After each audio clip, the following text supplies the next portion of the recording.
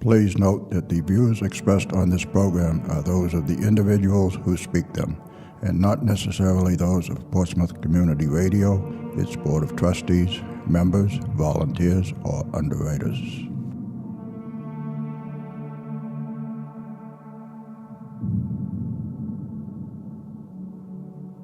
Good evening and welcome to Spirit Radio. I am your host, Willie Hassel. Along with my co-host, Lynn Nickerson, we will take you on a journey into the unknown, where the paranormal becomes the normal, a journey to a world cloaked in darkness, where reality becomes a thin veil. So sit back, relax, and join us as we venture into the shadows, the darkness, the unknown, and back. Good evening, everybody. Welcome to Spirit Radio, the Paranormal Experience. I'm Willie Hassel, along with the lovely, the mystical, the mysterious Lynn Nickerson. Good evening. Good evening, Willie. And how are things? Things are just fine. It's Sub-zero, but fine. Sub-zero. Darn near it. Yeah, I know it. We're going to freeze to death before the turkey's even cooked. But, hey, frozen turkey's not bad. Actually, I think ours is still frozen. I don't know if it's going to make it in time or not. But anyways, obviously that means it's Thanksgiving. So happy Thanksgiving to everybody out there. Yes, happy Thanksgiving. Okay. Shall I introduce tonight's guest? Okay, I'm ready for that. I think I should do that. Tonight on Spirit Radio, the Paranormal Experience. UFOs, crop circles, alien abductions, strange cryptid creatures, even men in black encounters in Maine. Tonight's guest, Nomar Slevik, has been investigating all sorts of otherworldly happenings in Maine for many years. Nomar is a paranormal investigator and ufologist from Bangor. He is the author of the new book, Otherworldly Encounters, Evidence of UFO Sightings and Abductions. So let's welcome him to his first appearance here on Spirit Radio, Nomar Slevik. Good evening, Nomar. Welcome to the show. Hello, Nomar. Good evening. How you guys doing? Great. We're partially frozen. Yeah. How cold is it in Bangor? Pretty cold. We had some snow earlier today, but we got most of our snow yesterday, so it was kind of just a little dusting today. So not too bad. Travel tomorrow should be fine, I'm hoping. So is it below freezing? No, not that cold yet. But it's getting down there, though. It's coming. Yeah, just around the corner. Well, I'm going to tell you, your book is putting Maine on the map. Maine is becoming a scary place to live. You know that? It's. I would describe Maine as lovely, gorgeous, and there's some weird stuff happening here too. That's right, and it's got these little dark corners, as you just have to pay attention a little bit. Alluded to, yeah. I never would have thought of Maine as being a big hotspot for UFOs and didn't realize strange happenings.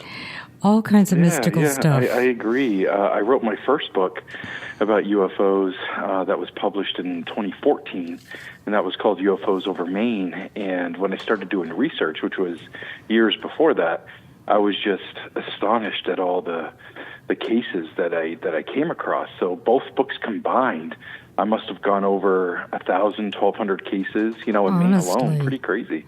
And there's still more to look at, material for a couple more books. It doesn't all get to MUFON either, so it isn't easily accessible. You have to dig for some of that information. So That's right. It's word of mouth, and that was a lot of the success of the second book. Is I'm really trying to tell people stories. That's really my passion. Is all things strange and telling people stories in different ways, whether that's through audio or video or through the written word. And I want to do it with stories that haven't been told before. Yeah, that's part of the fascinating element of your book. I was going to say I haven't read the first one, but the second one here with the Otherworldly Encounters, a lot of new information, a lot of strange stuff. I was very surprised at the variety of the UFO sightings. And I'm using UFO as something that we can't explain, and as well as the other oddities, the sighted creatures, various strange experiences and encounters, and you have quite a variety. So calling it Otherworldly Encounters was a really good selection for a title. It's really very captivating because it's not just UFOs and lights in the sky. Yeah, that's absolutely right, and I appreciate the kind words. But going through all the stories, it was more than just UFOs, and it was more than silver discs in the daytime sky or lights in the nighttime sky. There's creature reports. There's crop circles. There's men in black. There's lots of different things. About 3 months ago now, I spoke to a potential dogman witness. And. Just so much happening up here. That wasn't related to the episode in Palmyra, Maine, was it? It is not. No. Okay. This is a different one. I think on record, there's been maybe 4 or 5 dogman reports in Maine. So who knows the undocumented piece of it? But for documented pieces, 4 or 5 of them, and I spoke to a witness in one of those cases. Okay, let me just mention the name of the book is Otherworldly Encounters, Evidence of UFO Sightings and Abductions. And if anybody would like to ask Nomar a question or just make a comment, you can text to 603-430-9722. And one other thing I wanted to add, Nomar, is you did a tremendous amount of research, hands-on interviewing with a lot of these people. So it was very time-consuming, and I think you did an excellent job doing that. Oh, thanks so much. I appreciate that. Yes, time-consuming, but, when it's a passion project, it doesn't seem like work. You wish you could be doing dumb things like working, regular jobs, so you could do this stuff, full time. Oh, you really got. Yeah, it's my favorite part is talking to people. I think it's very important to if you can speak to a witness in person. Now, not all of them agree to it, and I respect that. And, but to speak to somebody in person, you get to see the look in their eye. You hear the tone in their voice. You get to see their body language. And there's some witnesses I talked to that I just straight up didn't believe. Truly. And I walked away from the story. I was very polite, obviously, thanked them and just never followed up. Yeah, just didn't follow up. Yeah. Sometimes things are bogus. But how about, could we talk about that dogman sighting in Palmyra? Oh, sure, yeah. Really strange and really creepy. And just when these people think they're moving into this beautiful new home, I know it. And the first night they have a strange experience. So why don't you take it from there? They've been having, strange experiences for a little while before the main encounter. Before that, the dogmen. But they were seeing these odd lights in the woods, kind of like floating balls of light. Same town, though. Yes. Oh, okay. It was in the tree line of their property, and in the midst of moving in, like you were saying, like on the very first night, they started seeing these strange lights. And at first, they were thinking maybe it was just people walking with flashlights. The worst case scenario, maybe they're poachers, and of course, they don't want that happening on their property. But it was, a first initial sighting, and they kind of, sloughed it off and figured if they continued to see it, maybe they would investigate a bit more. Well, they continued to see it more.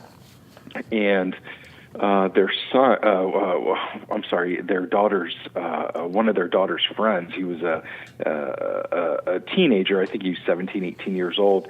And he had a big truck, and he enjoyed hunting and helping the family out. And so he came by, and they told him what was going on. So, he went down to check and to see if he could see footprints or signs of poaching or anything like that. And he brought some dogs with him, and as soon as they got into the woods, the dogs started acting really weird. Really? They were barking at things that weren't there. Really odd things like that. And they kept seeing the lights, night after night, and really didn't know what to make of it. And then it kind of all culminated to this one night when the husband and the wife who owned the house and the farm were sitting on their porch, and they noticed these strange-looking creatures that were lurking and almost maybe trying to sneak up on them. And they were in crouched positions, but they could see the eye shine off the front porch light, and it frightened them. And the gentleman, he immediately told his wife to get inside, and she's like, "Are you crazy? We got to figure out what the heck this is," But he had a really bad feeling about it. And then they saw them. One of the creatures went from a crouching position to a standing bipedal position, and they were described as, these hulking, 7-foot tall beasts, with hair all over their bodies, large snouts, ears coming off their head, much like a dog or a wolf. And they kind of lurked about the property quite a bit, and for most of the night. And at one point, they were actually upstairs in the daughter's bedroom, and they had woken their daughter up to let her know what was going on. And as a typical teenager, she looked outside, she saw some eye shine, but she was like, "Whatever, I'm going back to bed." Funny piece of it. But they were looking down in the backyard from her window, the husband and wife, and they saw like two beasts like together. Like they saw one head behind the other very close. And so they weren't sure if maybe some sort of mating was happening, or rather, and most likely, it was maybe a juvenile riding on one of their backs.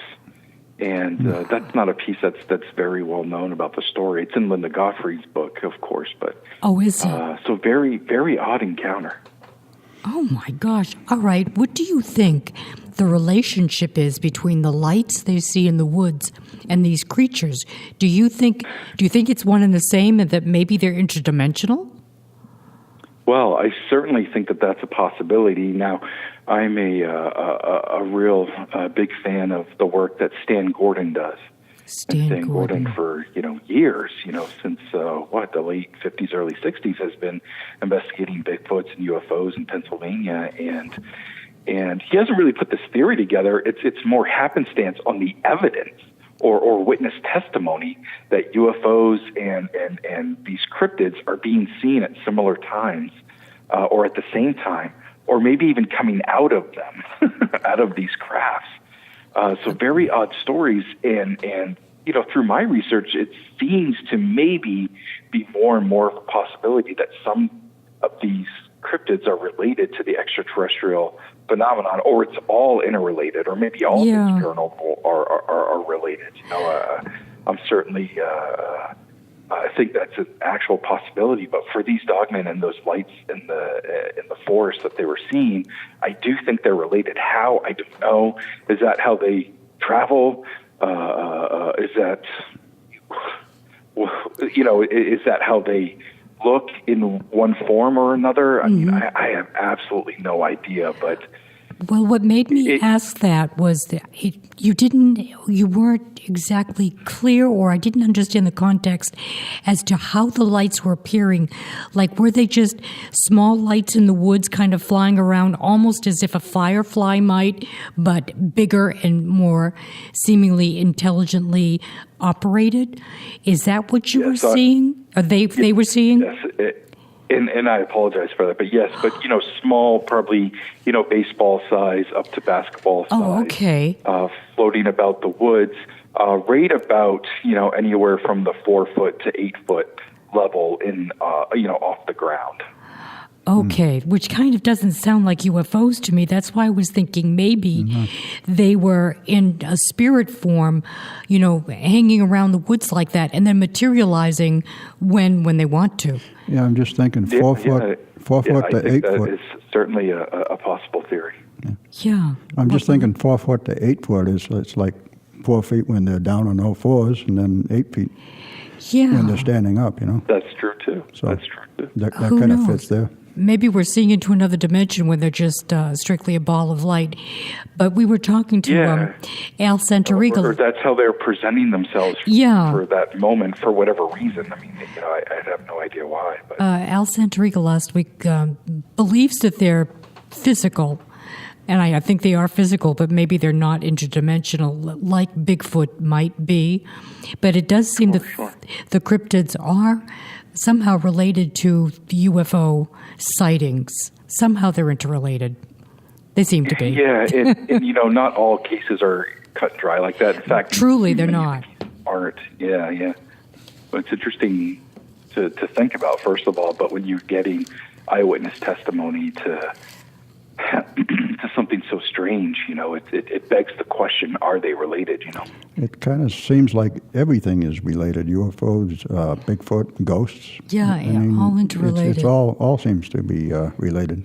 But I can't imagine seeing something like that, something so strange like that, standing up on its hind legs and walking around, or attempting to walk like a human, and being about 7 feet tall and being part canine. Weird. Well, I don't think I'd go outside. Well, I probably would. It sounds terrifying. If it were me, I'd hope I'd have the wherewithal to take some pictures and then hightail it out of there, or take some video and hightail it. But, or just make sure the doors are locked. Right. That would scare the daylights out of me. Was there another story in particular that you wanted to talk about? Because I've got several that I want to touch on tonight, and so does Willie. Oh, yeah. No more. I mean, whatever you want to talk about, I'm down for. There's nothing in particular that I need to bring up, but I certainly have some favorites that are in the book, but, whatever you want to talk about is fine with me. Well, the portal in, it wasn't in Putnam, Maine, but it was... Casco. It was Casco, and it was Putnam's portal, you called it. Yes, Ken Putnam. Okay, Ken Putnam. That was really fascinating that the military planes would come chasing the UFOs, and they'd wind up losing them over Pine Hill.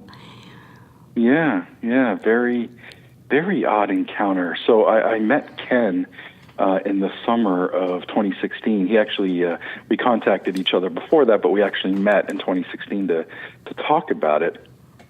And I was conducting, research of UFOs and potential portals in the Rangeley, Maine area, because there were some reports. There was a whole Wilhelm Reich encounters that happened back in the 50s in Rangeley, Maine, and so I was researching potential portals in that area. But Casco, Maine is nowhere near Rangeley, Maine. But Ken Putnam was telling me about these portals that he had seen and witnessed himself in Casco, Maine, and he said that UFOs would come in and out of them, and he said he witnessed this in the late 70s, and like you were saying, he saw some Air Force jets chasing a UFO in the area, and that the UFO disappeared into this portal. He said after this, the jets flew off and back towards the direction they came, which was probably Brunswick Naval Air Station. So anyways, I was wondering if this portal... if this was the portal that Wilhelm Reich was talking about, but I think it was something completely different, though, because I couldn't find anything connecting Wilhelm Reich to the Casco Maine area. Okay. But I did end up conducting an investigation of that mountainous area that Ken spoke of, Pine Hill and Hackers Hill. So during that investigation, I did not find a portal, but I did capture a light in the sky hovering over the water when I went up there myself. Now you say the water, was that near Pine Hill, or was it closer to Hackers Hill? I mean, miles wide, miles-wise, you might be talking 10, 15 miles. Okay. But when you're up at Hackers Hill, you have the mountain range to your right, and then you have this massive body of water to your left. Okay. So they're close in that regard, you know. Okay, so what Ken saw, did he see the UFO like diving into the mountain peak, or did he see it just like pass through dead airspace and disappear? Yeah, it was more like passing through dead airspace. He actually described it as like a curtain. Oh, wow. And this UFO kind of went behind this invisible curtain that was above the peak of the mountain, and that's where he kind of came up with the term of a portal. Like, how could it just disappeared? It was there and then it wasn't, but it was moving, you know, so yeah. It's not like it hovered and blinked out. It was almost intelligently knew where it was going to get out of sight. Okay, so, well, not to laugh now, but I mean, the P3 Orion that went down, that was in pursuit of a UFO, was it not? Well, that's, you know, depending on who you ask. You talk to the Navy, and absolutely not. Mm-hmm. It was a malfunction of the wings of the P3 Orion that happened to be in the area at the time conducting, you know, training missions. But the P3 Orion, this one in particular anyways, is more suited for working over large bodies of water. Oh. Again, you do have that body of water that's about 15 miles away, so why it would be over the mountainous area, I'm not really sure, but you know, it did go down, and Ken said that when the plane had went down, that investigators shut down the entire area for months, and they were picking through all the debris, and they wouldn't let anybody up there. And he thought it was suspicious that it was just closed for so long, and that there was numerous amounts of different agencies there. It wasn't just, you know, the Air Force or the Navy, but it was, you know, other agencies as well, you know, FBI, things like that. And he just thought it was odd. But again, you know, papers reported that there was a malfunction with the wing during a maneuver that it was doing, and a wing had sheared off, and that's what caused the crash. But there are conspiracy theorists that say that it was in pursuit of a UFO, and it had actually crashed into it. Well, you know, didn't it lose 2 of its engines? It did. And how did that happen? Engines just don't drop off a plane. Well, not typically, no. No. But it's all, you know, speculation at this point, because you have, you know, a conspiracy that you can't validate in any way, and then you have the official report, and they're just pieces of the puzzle that, you know, somebody like me, you try to put together, but you don't want to try to put it together in a biased way. Even though I'm a believer, I want to try to be as honest and as, you know, unbiased as possible. Oh, I just can't imagine 2 engines falling off and then a wing falling off. And, right. You know, they didn't crash into a tree. What caused all that havoc? It just makes you wonder, certainly. Not that I have an answer, but I am curious. Not that you're suspicious. It all is very suspect, in my opinion. It is somewhat suspect. How many people died on that plane? Oh, my goodness. Well, everyone on board, but I don't have the actual number. It was like a military training thing. It wasn't like a passenger plane, right? That's right. So it wouldn't have been a whole lot. You know, casualties were low. Yeah, but it's very, very tragic. Oh, yes. But all the same... there's some websites that are dedicated to it, and, you know, so people can look up the crash of the P3 Orion. Was there any kind of indication that maybe there was some kind of military installation around that area at Pine Hill, maybe even a deep underground military base? Not in that area, but there are rumors about, again, the Rangeley area. The Rangeley, but it's away. They're nowhere near each other. They're hundreds of miles apart. Because I'm just wondering, why would the portal be there, or maybe it's just a natural portal? It could be. And that was kind of Ken's, you know, take on it. Obviously, he had, you know, no reason for thinking this, but to him, you know, he's a believer of, you know, natural portals in different areas of the world, and this could be one.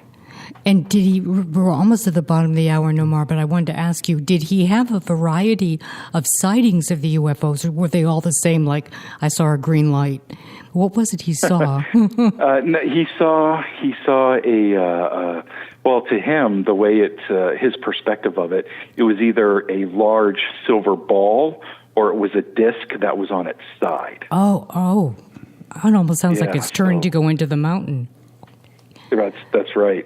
That's right. So, an odd description for sure, because you don't hear too many about, discs being on their side, but it has been reported. Nor have you heard of massive spheres. You hear of smaller spheres, but not, large ones. Okay, how about if we go on to... Actually, we do have a text from a listener. We do? Susan in Portland, Maine, wants to know, do you have any reports of any kind, like UFOs, Bigfoot, or anything from the Haynesville Woods? She thinks that's one of the creepiest roads in the state.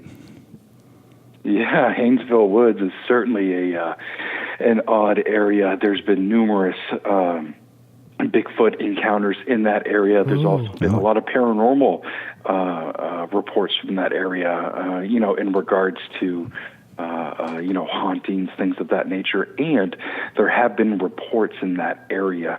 But as far as a specific witness I could find on the extraterrestrial variety, I was unable to find somebody specifically having an encounter in the Haynesville Woods or close to it. Right. But yes, it is known as a hotbed of activity here in Maine. It is in northern Maine, so it's about probably even 3 hours north of where I am right now. Wow. So what else has happened there, Nomar? Lots of things have happened in that area. Now, just north of the Haynesville Woods is an area called Loring Air Force Base. And Loring Air Force Base was in operation from 47 to 94. And lots of UFO activity has been reported there, and it has been reported as far south as the Haynesville Woods. So not emanating from the woods, but seeing, people in the area had seen, Well, you mentioned paranormal and ghosts. Do you know what has happened relative to that? Yeah, aren't there supposed to be reports of like truckers seeing ghosts on the highway? That's exactly right. Ghosts on the highway. Like a phantom hitchhiker is how the main sightings go. Is some sort of haunted hitchhiker, and truckers will pick them up, and they're talking, and then they look over, and hitchhiker disappears. No longer in their vehicle. But is that one of the stories of Haynesville Woods? Ooh, that's really creepy. Yes, it is. So don't pick up hitchhikers in the Haynesville Woods. That's right. Okay, since we got kind of a late start, I think we're just about approaching the bottom of the hour now. Yeah. Okay, so we're going to take a quick break, Nomar. We're talking to Nomar Slevik, and he is the author of Otherworldly Encounters. So don't go away. We'll be right back.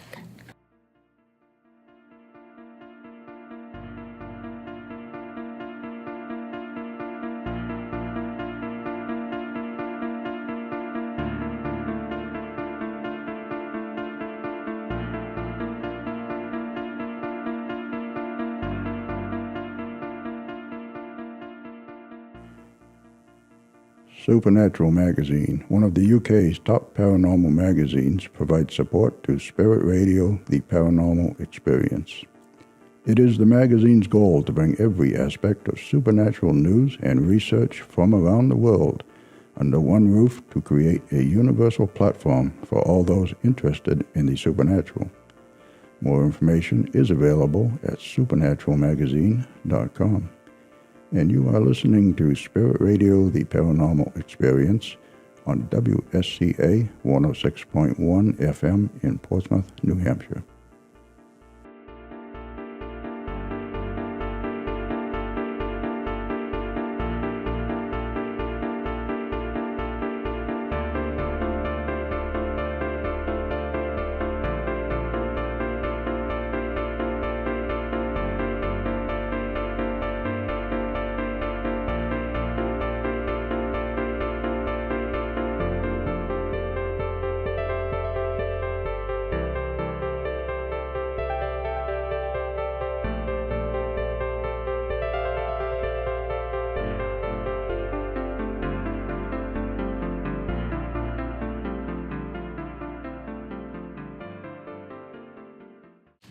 Welcome back to Spirit Radio, the Paranormal Experience. And tonight we are talking to Nomar Slivik, the author of Otherworldly Encounters, Evidence of UFO Sightings and Abductions. Welcome back, Nomar. Welcome back, Nomar. Thanks so much, guys. So Willie had something he wanted to ask you about. Well, one of the first stories in the book, actually, you had been to, I believe it was Augusta, and you were doing a paranormal investigation down there in some sort of an automotive. And then after the investigation, you went outside and you saw these this strange, you described it kind of like a sparkler with a trail. Yeah, it was very odd. I had just finished a haunting investigation of a former bakery in Augusta, Maine, and when I was leaving, I was loading my gear in the car, in the trunk, and I look up, and there's this weird sparkling, floating thing in the sky. It was probably, less than 100 feet in the air, and it looked maybe the size of a small car, maybe. Wow. And it was just all like sparkling. Again, the only way I could describe it, like I said in the book, was like a sparkler, and it was just floating, and it wasn't making any noise. And I only saw it for a moment because then it went behind a building, and I lost sight of it after that. And I didn't know the area well, but I looked for it for a little bit and never saw it again. So I'm like, wow, that was weird. I can't believe that happened. I literally saw a UFO, an unidentified flying object. Doesn't mean it's extraterrestrial, but in the technical term, yeah. Was it at all like a pinwheel, Nomar? No, it was a trailing thing. It was all just changing shapes. It was very weird. It had like no form to it, but the one thing that really sticks out is that it was silver and sparkling, like sparks.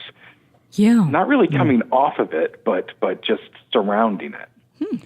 Yeah, very odd. Yeah, the reason that one caught my attention is because when I was probably a teenager, I saw something very similar.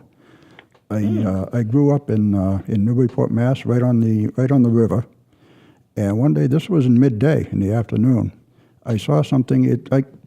I sort of have to describe it the same way. It was like silver, and kind of like a sparkler with a long tail, but not really, and it was going along over the water. I'd say probably 150 to 200 feet over the water. And it wasn't arcing. It was just perfectly flat trajectory, just going right up the river until I lost it behind the houses across the street. And wow. I have no idea what it was in the technical term. Yeah, it was a UFO. And the strange thing was the next day it was in the... paper, it sounds very similar to what I saw, Well, yeah, that's what made me think of it. And strange thing, the next day it was in the local newspaper that the mayor had seen the same thing. Ooh. So it wasn't just me. Yeah.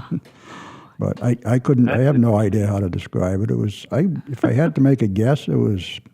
I'd say the same thing, probably about the size of a small car. Yeah, well, check this out. So that same night, I see that. I'm like, well, that was crazy. I get in the car and I start driving home, and I'm probably 45 minutes into my drive. I'm in the Newport area, and in this area of Newport, it's just like 15 miles of just road and trees on either side. That's all it is on the highway in that area.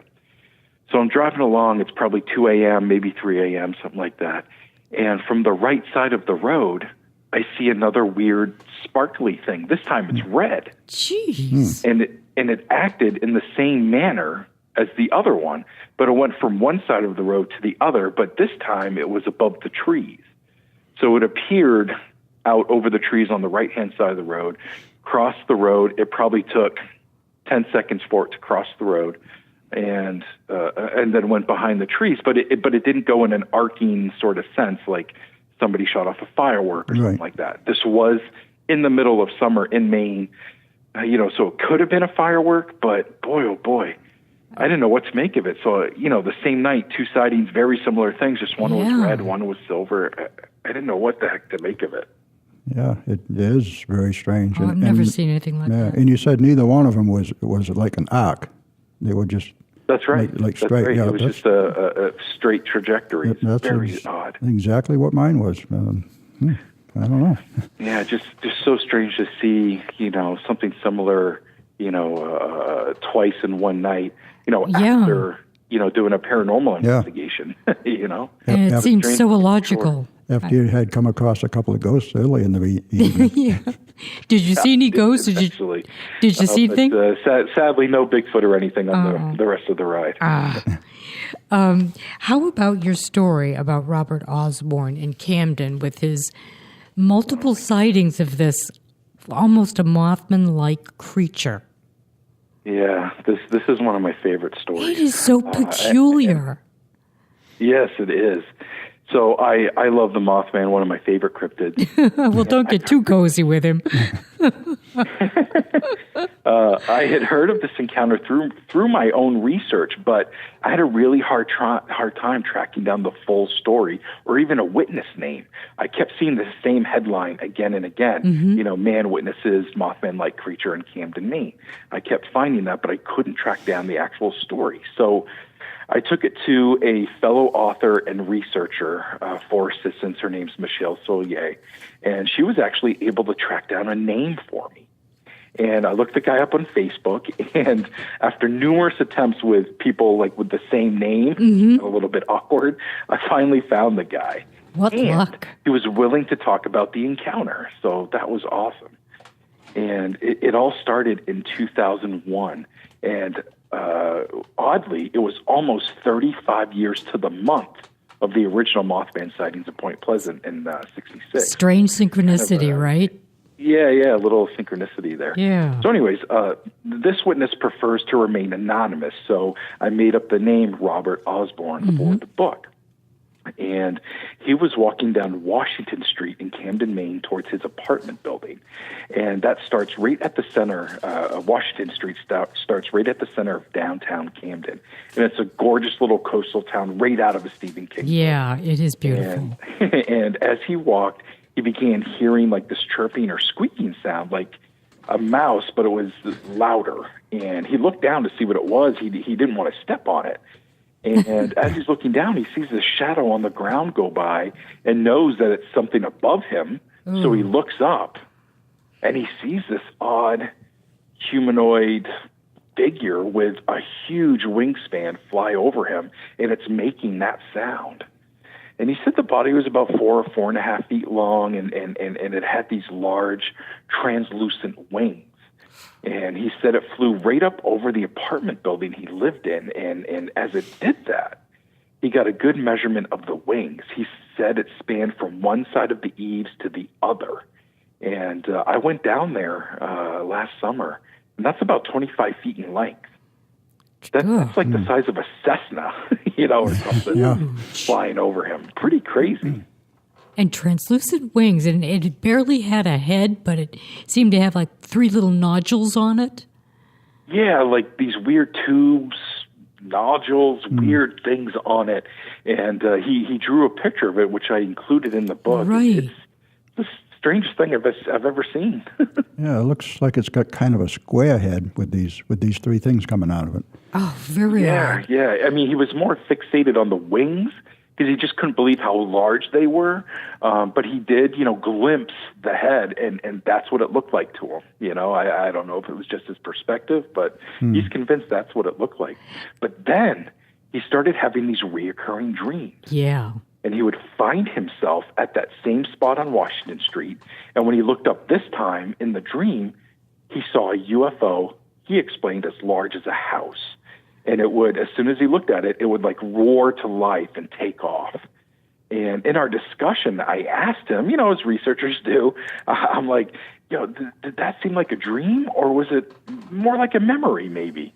And I wasn't trying to lead the witness, but I wanted to know what his distinction was. So he said that he liked to tell people that it was a dream, but he believes it to be a memory. It's kind of interesting because it has some concurrent themes with, the Mothman sighting in Point Pleasant, where witnesses there also witnessed UFO activity during that same time. So That's true. Interesting synchronicity there again. But there's also that odd element where beings seem to osmose into something else. They morph into something else. So that, the little ET beings sometimes appear as owls or deer with big eyes. And that's almost what it sounds like to me when I was reading it. And the fact that he had these repetitive dreams, it sounded to me like there was some kind of mind control going on with him. That's very interesting that you said that. He is a student, if you will, of John Keel after this encounter, and he has some very interesting thoughts on the matter. He didn't want to share it all in the book. It was more so like, let's just get the story out there. But we had some interesting conversations on what was he being allowed to perceive, things like that. So it's interesting you brought that up. Exactly. And he saw this, 2 more times? He saw it.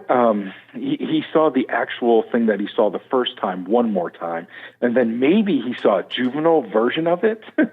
On his windshield. Time, and that's a really interesting one. So you fast forward a couple of years there, and he's in college now, and he's visiting home for the weekend, and he's hanging out with a buddy, and they're driving around town during the day, and as they're driving, this thing smacks into their windshield. And he said it looked like this blob of wet paper mache, but then he saw the wings. And this thing was much, much smaller than his first encounter, but the wings looked the same. There were those weird, translucent, almost bat-like wings. And just as the car stopped, the thing came to life and flew away. And after this, he knew that what he saw was no bird. That was the strangest creature he had seen, and really thinks it was some sort of juvenile version of what he saw originally. Very interesting. The fact that it squeaked makes me think of a rodent, but the other, it also sounds like a bird. It's really hard to make out what it is, but in explaining this, because he wasn't shameful of it, he told friends and family about what he saw because he was confident in what he saw. And when he saw it the first time, people were saying, "Oh, well, you probably just saw a large bird or something like that." And there are sandhill cranes, that have been seen in Maine. There are large vultures that have been seen in Maine, but not he's with convinced, 25 this is wings. no other bird I've ever seen. It wasn't even a bird. This was something different. And the second time he saw it much further away, 2 football fields away. And at that point, it cast a little bit of doubt in his mind. He's like, well, from this distance, it does kind of look like a bird. Boy, I don't know. But then this other encounter happened with his buddy during the daylight. And he's like, nope, what I saw was what I saw. This is no bird. I don't know what this is. Did his buddy see it? Yes, his buddy saw it, and he was terrified. They were both frightened by what happened. And, his buddy saw it and couldn't make heads or tails of it.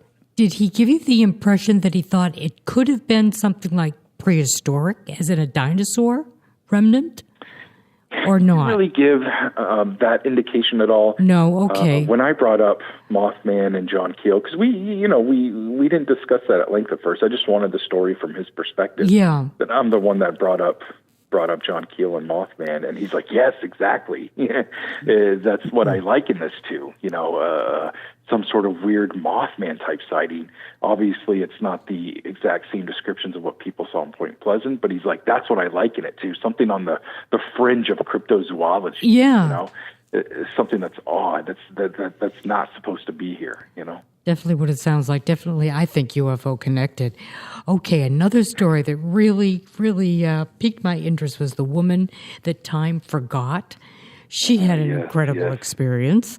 So her name was Sue. Quite the experience. And let me see, how did that start off? Go ahead, I'm sorry.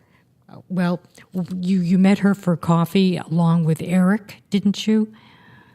That's right, I did. And like we were saying before at the beginning of our conversation, when you meet a witness and hear them tell their story, you really get more of a genuine experience. Yeah. And this woman, Sue, she told me of some missing time that she experienced along with a UFO encounter. So the original experience happened back in 91, I believe, and it was right around 9 p.m., and her kids were downstairs about to watch a movie, and she was upstairs getting ready for bed with her husband, and they were also going to put a movie on. So she's getting dressed for bed, and she sees this odd light outside her window. So she's looking at it, and it's like, what the heck is that? So her husband takes a look, and like, boy, that's weird. And they were dumbfounded, so they decided to go outside for a better look. As they come down the stairs and open the door, the kids are like, "What are you guys doing?" And they told the kids that there's this weird light and to come outside and take a look. So all four of them now are on the front porch, and they're leaning over to the right. It's to the far right to see this light. And as they're watching it way to the far right, it just zooms to right in front of them. And it was a bit lower in the sky now. And after about what they thought was about 5 minutes, it just blinked out. So they kind of went back inside, and they're like, okay, well, that was weird. And when they walked in, one of the kids was like, oh, yo, the movie's over. The movie's over. And I'm sorry? The movie's over. I know, it's so crazy. And Sue was like, what? No way. And so she went into the kitchen and looked at the clock on the oven, and she saw that it was 11 p.m. So that's when she realized that they just had about 2 hours of missing time. The entire family did. And everyone was shocked, but no one really wanted to talk about it. So they didn't. But then she started having weird dreams as well. And it was just her and her husband in these dreams, and they're on a spaceship. And she said everything inside the spaceship is white, except for the stars that you could see through the windows. And she says, so they're on this spaceship, and they're kind of wandering around, and they go into this elevator, and when the doors open up to let them off the elevator, it opens to like this Walmart, if you will, where everything in it is white. She says it's filled with clothes, and they're all white. And she said half of them are her size, half of them are her husband's size. And she says what's really strange is that in the dream, anytime her husband opened his mouth, a Pink Floyd song would play. It's so weird. Yeah, but it's, what is it? Interstellar Overdrive is the song that comes out. And she hadn't heard of it. That's right. Yeah, she wasn't familiar with it. But she finally found out what the song was. And what was interesting, though, and another synchronistic aspect to this, is she claimed that when she was driving over to the diner to meet me to have the conversation, she said that song, Interstellar Overdrive, was playing on the radio. Well, that's not a typical Pink Floyd song to be playing on the radio, at 10 o'clock in the morning. Very odd. No, that's one of those deep cuts that most people don't really know. Yeah. Well, then, Number, what do you think is at play there? I mean, it was a song that she was not familiar with. So who was placing that in her mind? And boy, I don't know. Does it go back to what you were saying with these mind control, phantom, perceptions that are being placed into their heads? Yeah. I don't know. Oh, there's one other element too that when she was 15, she was in a car accident that she should have died in. That's right, and she had a very odd experience with that. Horrible car accident. This car, falls off this bridge into the water, and should have been dead. And then she started having these weird feelings, like she wasn't living in her own body. Or she couldn't remember things from her childhood. She said, right, and also too. Go ahead. Sorry. When the night of the accident, when she was released from the hospital, she came home to hear a news clip about Ruth Montgomery and walk-ins. That's right. And the whole walk-in phenomenon absolutely fascinated her. Yeah. And she thought that she was an experiencer of that. And then you fast forward all the way to her adulthood. She had some strange experiences along the way, but the things that really stuck out to her was this car accident and these walk-in experiences, and then this missing time with this UFO sighting. And there's even an indication, but not outright said, that maybe all of that is related as well. It gave her a similar otherworldly, for lack of a better term, feeling, like it felt the same as what happened to her when she was younger. And then she gets pneumonia, and she has x-rays done, and they find 3 pellets in her pelvis. That's right. And she contemplated whether or not she should have them removed when the doctor examined her hip for where the x-rays indicated that these little 3 metal spheres were. There's no scarring. There's no indication that anything happened. But what's kind of interesting is that when she walked in to have the findings spoken to her about from her doctor, he goes, "Okay, when were you abducted by aliens?" and inside she was screaming, but she just kind of chuckled on the outside and was like, "What are you talking about?" He's like, "Seriously, were you shot by buckshot or something?" And she's like, "What are you talking about?" So he shows her the x-ray. And there are these 3 metal spheres in the shape of a triangle in her hip. Well, you fast forward a couple of years, she decided not to have the surgery. She went to the doctor again for an unrelated medical concern and begged the doctor to take another x-ray of her hip area, which was not why she was there. So it's very unrealistic for a doctor to give you an x-ray unnecessarily, but small town, people are friends, and she convinced him and took the x-ray for her, and they were gone. They were gone. That's amazing. They were gone. So she called up her original doctor and asked for the original x-rays that showed the spheres. And he said, no problem. And then he calls her back a couple days later and says, I don't know what happened, but they're gone. And, you know, this is a doctor. It's a doctor's office. They keep meticulous records. Yeah. He said that they were either misplaced or lost. How does that happen? How does that happen? Very odd set of encounters. So I really wonder who Sue is. I know. She's a from what I experienced, she's a strong, independent, northern or western Maine woman. She plows snow in the winter, and she does all these Maine activities during the summer. She doesn't feel like she's anyone special by any means. But she did ask me, though, like, this was like heartbreaking. She asked me, like, at the end of our conversation, she looked at me and she's like, "Why me?" And I had no answer for her, you know. The only thing I could tell her is, you know, you sharing this story, maybe somebody else can read it, and somebody else has that same question. And at least they know that they're not alone. Yeah. You know, other people are having strange encounters. And that seemed to comfort her a little bit. I did give her some contact information in case she wanted to do some hypnosis. Hypnosis. And the last time I talked to her, boy, which is probably a year ago now, she hadn't acted upon it yet. She's a bit nervous about it. Yeah, it's kind of like Pandora's box. You can't really close it once you open it up. Don't really want to know. Yeah. And it was all 4 of them that had the missing time, right? The whole family, right. yeah. Now, her alone had some missing time a couple of years later. She was actually out with a boyfriend at the time. She'd gotten divorced since then, and she's out walking in the woods, and her boyfriend and her went on this separate path. He would make furniture out of antlers, so they'd go out into the woods some weekends and walk around and look for them. And so he went one way, she went the other, and they were supposed to meet, you know, about an hour and a half later or so.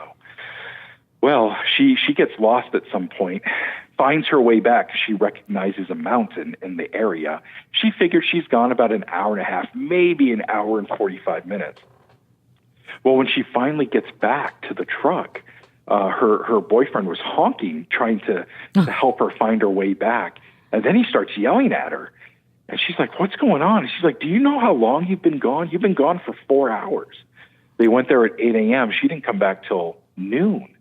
And she thought, you know, that it was 9:30, 9:45 in the morning. So another odd encounter where she had some missing time. She even had a dog with her, and she didn't report that the dog acted strange in any way. So very odd. Yeah, and the only indication was her walkie-talkie battery stopped working.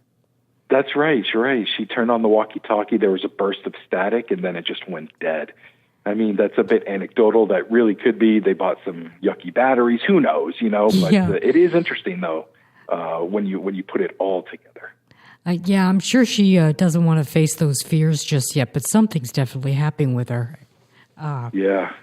And I told her to keep me posted, you know, if anything further happens. And I've not heard from her. Doesn't mean nothing's happening. You know, it took a lot for her to talk about this to begin with, so who knows, you know. Well, I hope she's all right, but I hope she does find more information. It's just intriguing, you know? So what do you think, Nomar? Do you feel that there are several different species interacting with us? Boy, oh boy, I really don't know what to think when it comes to that. I certainly think that's possible. You know, I'm open to anything, but, you know, I'm an open-minded skeptic. Yeah, good. Hear stories. And I would say 10% of the people, like I was telling you before, I don't believe at all. And then there's a larger percentage, about, I would say 80% of the people I talk to, I believe that they believe it. Mm-hmm. But there's nothing I can do to prove that. Yeah. And then I'd say another 10% on the other side of that. I'm like, okay, that's extraterrestrial. Yeah. That is a cryptid. That was a haunting. You know, that was a dog man. Like, I can't make heads or tail of what they're telling me, you know. And when you talk to military guys or cops or you know, this petite older woman from, you know, northern western Maine, like just absolutely no reason to lie whatsoever. And you're hard pressed not to believe them, you know. Yeah, and she's really truly disturbed about what's happening to her. You know, she's affected and she wants to have answers. So, and she's she was anonymous, right? Sue wasn't her real name. Sue is her real name. She didn't want me to use her last name. Okay. But I was lucky even to get the Sue. So okay, so I'm glad she provided the first name. The point being, she's not seeking publicity on this, but she's seeking answers. You know. That's right, and Robert Osborne as well. Robert Osborne actually has a pretty interesting career that some people might recognize, and he's not looking for that. Yeah. So. Lucky you live in Maine, just like I do. At least I'm closer to civilization in Kittery, but you're way up there, Nomar. Bangor's, we got some civilization, but boy, you go about an hour north of us, boy, it's a lot of woods.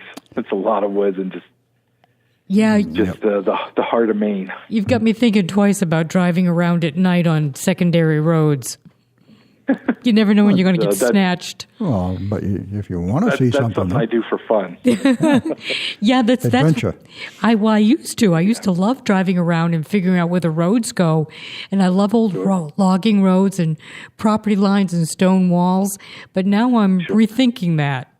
Well, I don't blame you, and as always, you know, you and everyone else, and myself included, you know, it's safety first. You never want to put yourself in a dangerous situation. Yeah, but, that's true. I'm hard pressed to walk away from an investigation, though. You know. And how about your ghost investigations, real quickly?